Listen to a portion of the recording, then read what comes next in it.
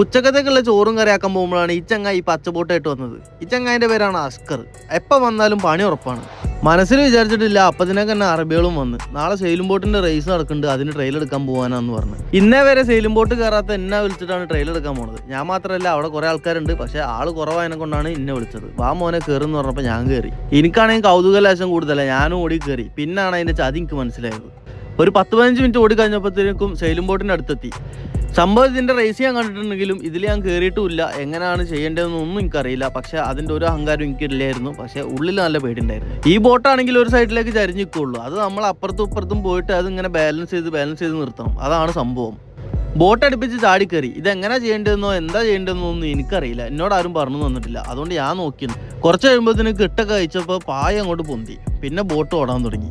അപ്പോഴാണ് ഇതിന്റെ രസം എനിക്ക് മനസ്സിലായത്. ആ കയറിൽ പിടിച്ച് ഇങ്ങനെ തൂങ്ങി നിൽക്കുക. അപ്പോൾ ബോട്ട് ഇങ്ങനെ ബാലൻസ് ആവും. അങ്ങനെ കുറേ നേരം ഇങ്ങനെ പോവുക. അതാണ് സംഭവം. 2 പായുണ്ട്. അത് രണ്ടും പൊക്കിയിട്ട് നല്ല സ്പീഡിലാണ് ബോട്ട് ഓടുന്നത്.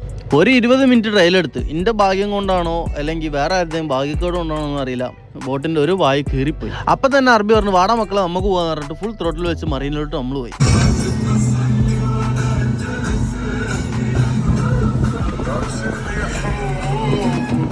അങ്ങനെ നമ്മൾ തിരിച്ച് അബുദാബി മറീനയിലെത്തി. ഇതാണ് ഞാൻ വർക്ക് ചെയ്യുന്ന യാട്ട്. 33 മീറ്ററാണ് ഇതിന്റെ നീളം. ഇതിന്റെ വീഡിയോ വേണമെങ്കിൽ ഞാൻ എപ്പോഴെങ്കിലും ഇട്ടുതരാം. Okay, by.